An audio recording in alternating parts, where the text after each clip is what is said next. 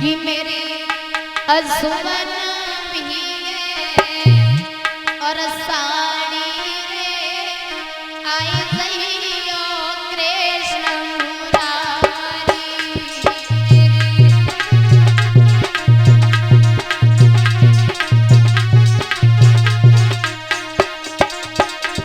मेरी असुवन भी साड़ी रे आई गई कृष्ण मुरारी।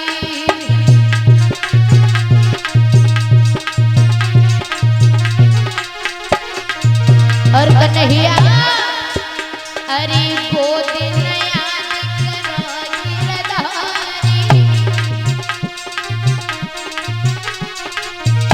हरि को दिन याद करो गिरधारी। और चाँद नहीं हुई कटी थी तुम्हारी। तब साड़ी फटी हमारी थी आई गई मुरारी।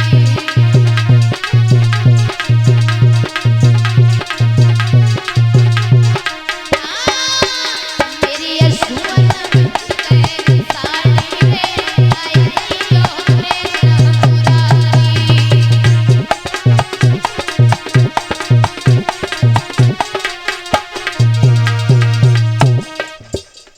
कम से कम ताली तो बजा लो। ऐसे बैठे हो मानो हैं? गलत बात है। ताली बजाए के नो प्रेम से बोलो तो अच्छो लगे।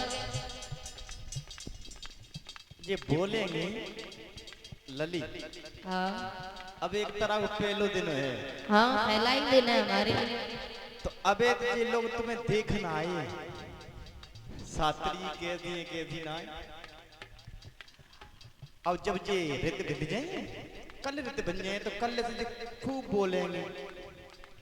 अबे ना बोलेंगे अत्ते सी भैया, अबे थोड़ा ना बोलेंगे, कल से बोलेंगे जी सब। देखो भैया लोगों की ऐसी बात होती है। आज इनको मौन व्रत है, आज मंगलवार है ना, तो इनको मौन व्रत है। ये लोग ना आज बोलेंगे, कल से बोलेंगे। ऐसे ही बात है। अब काव काव ने तो गंगा ले, हमने कह दी मौन व्रत कल व्रत गंगा, ऐसे करके मुझ ओठ बंद कर ले का बासु आ रही का पान डाले। अब तो कोरोना खत्म है गो। तो तुमने काय को मुंह बंद कर लो। बताए रहे ना। अच्छा सर्व की मारी काव ने ऐसी साड़ी बोलो, बड़े प्रेम से बोलो और ताली बजाएगी। हाँ, राम कथा सुंदर कर ताली। तरकारी ना है, मन में सोचती हूँ तरकारी कहती कर कर कहते हाथों को ताली बजा, मीठी मीठी। अब भैया तुम क्यों ना बजाए रहे? बजाओ, हाथ दई भगवान, बजा।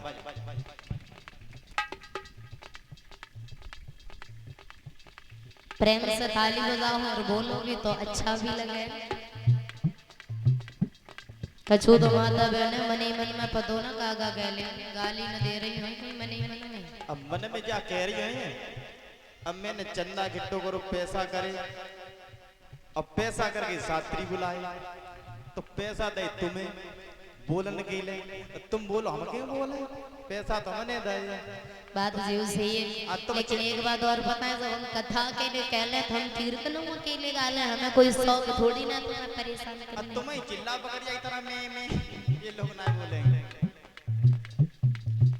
गलत बात है। देखो एक बात बता, भगवान का कीर्तन जब श्री सुखदेव जी ने कथा सुनाई थी महाराज परीक्षित जी को, तो बीच बीच में कीर्तन बोलवाया था। क्यों? किस लिए? इसलिए क्योंकि कुछ लोग होते हैं पंडाल में आकर के सो जाते हैं। देखे होंगे तुमने, अगर ना देखे हो तो अभी 5 दिन है, हम दिखा देंगे तुम्हें, ठीक है? और कुछ लोग ऐसे होते आकर के बेचारे बैठ तो जाते लेकिन उनका मन भटकता रहता है इधर उधर। हाँ सही बात है।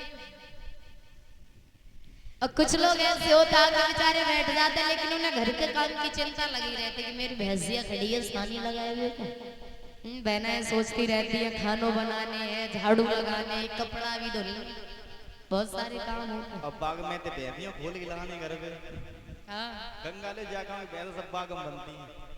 बढ़िया है।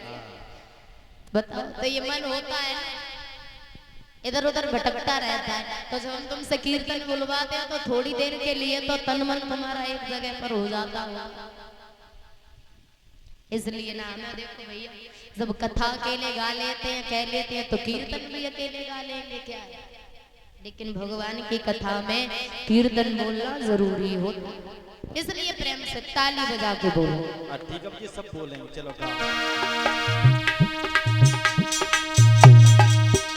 मेरे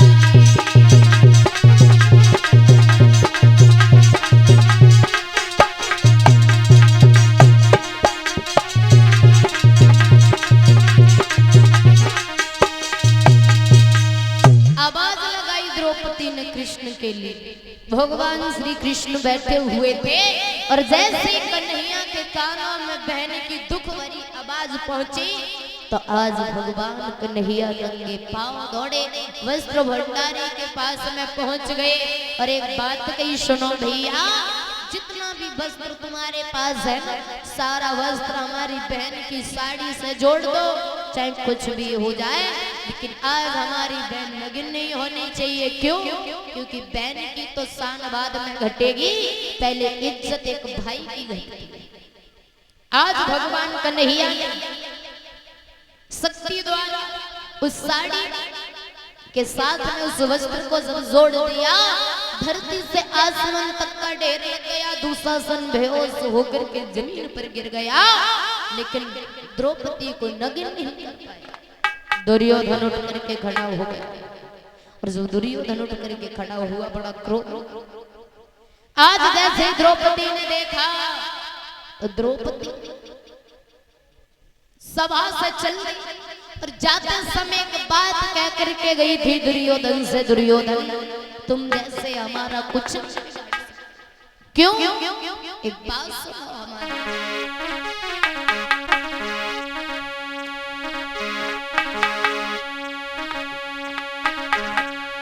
कि जाको राखे साइया दाई मार सके ना कोई,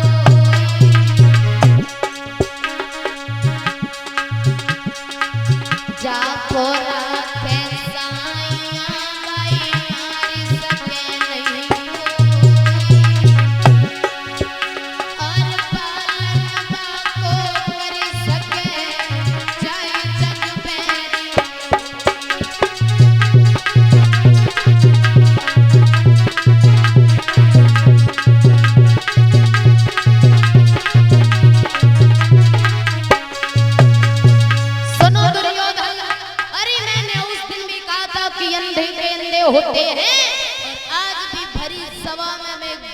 कह रही हूँ दुर्योधन सच में अंधे के अंधे द्रौपदी वहां से चली।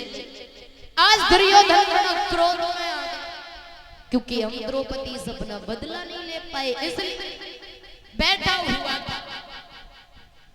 पास में अश्वत्थामा आ गया और जैसे ही अश्वत्थामा आया देखा अश्वत्थामा ने पूछ लिया क्या बात है दुर्योधन बड़ा उदास बैठे हो, किसी ने कुछ कह दिया? दुर्योधन बोला अश्वत्थामा तुम नहीं जानते हो उस द्रौपदी ने मेरा बहुत बड़ा अपमान किया, लेकिन हम अपने अपमान का बदला उस द्रौपदी से नहीं मेरे भी। और जैसे ही कहा तो आज अश्वत्थामा ने एक बात कही, दुर्योधन एक बात कहे। दुर्योधन को न कहो, कहने लगा अश्वत्थामा अगर हम उन पांचों पांडवों के सर काट करके तुम्हें दे दे तो? दुर्योधन हंसने लगा, बोला पागल हो क्या तुम तो ऐसी बात कर रहे जैसे गाजर और मूली को उखाड़ने जा रहे हो। अरे वो 5 पांडव है, कोई खिलौने नहीं है जो पकड़ के तोड़ दोगे, समझ गए? जैसे ही कहा तो अश्वत्थामा बोला नहीं दुर्योधन तुम्हें भरोसा ना हो तुम सर काट करके सर तुम्हारे पास में लेकर के चले आएंगे। बोले हाँ बिल्कुल, तो हमारा बदला पूरा जरूर हो जाए। इस बात को भगवान श्री कृष्ण ने सुन लिया था और जैसे कन्हैया ने इस बात को सुन लिया था तो भगवान वहां से चुपचाप चले गए और मन में एक बात सोची, ब्राह्मण का पुत्र है जिस बात को कह देता है उसे करके मानता है। उस ब्राह्मण के बच्चे की बात भी झूठी नहीं होनी चाहिए और हमारे पांडव भी नहीं मरने चाहिए। जैसे ही कहा मेरे भैया आज जिस डेरे में 5 पांडव लेटे हुए थे 5 पांडवों को उठाया दूसरे डेरे में लिटा दिया और जो 5 पांडव के 5 पुत्र थे उन 5 पुत्रों को ला करके उस वाले डेरे में लिटा दिया। कन्हैया छड़ी लेकर पहरा लगाने लगे। अर्जुन बोले क्या बात है कृष्ण तुम्हें नींद नहीं आ रही? कन्हैया बोले नाना तुम सो जाओ, हम सो जाएंगे, हमें नींद नहीं आ रही है। और कन्हैया उसी बात की शंका में पहरेदारी करने लगे कि कहीं अश्वत्थामा इधर ना आ जाए। रात्रि का अंधेरा था, अश्वत्थामा आया और 5 पांडवों की जगह उन पांडवों के बच्चों के सर को धड़ से अलग कर दिया। एक सर हाथ में उठाया लेकर के गया दुर्योधन के पास और कहने लगा लो दुर्योधन तुम कह रहे थे कि उन 5 पांडवों को मारना कोई खिलौना तोड़ना नहीं होता है, देखो हमने मार दी। बोले सर दिखाना।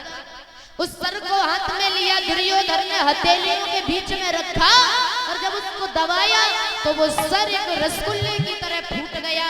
और जैसे देखा दुर्योधन ने तो आंखों से आंसू बहने लगे और एक बात कही अश्वत्थामा पागल थे तो इन छोटे छोटे बच्चों से हमारी क्या दुश्मनी थी? अरे दुश्मनी तो इस पांचाली से थी और इन 5 पांडवों से थी। इन बच्चों ने हमारा कुछ नहीं बिगाड़ा था जो तुमने इन्हें मार दिया। और जैसे ही कहा थोड़ी देर तक रोता रहा फिर हंसने लगा और जब हंसने लगा और एक बात कही दुर्योधन ने सही भी किया अश्वत्थामा तुमने ना हमारे कुल में कोई रहा ना उनके पास कोई रहा, अब दोनों एक समान हो गए। तो दुर्योधन को ये शाप लगा हुआ था कि जिस दिन तुम्हारे और पांडवों के दुख सुख एकाग्रत हो जाएंगे उस दिन तुम्हारी मृत्यु हो जाएगी। आज दुर्योधन की वहां पर मृत्यु हो जाती है। अश्वत्थामा वहां से चल देता है उठकर बोले बाके में हरिलाल की। सभी भक्त एक प्यारा सा कीर्तन बोलेंगे ताली बजा के।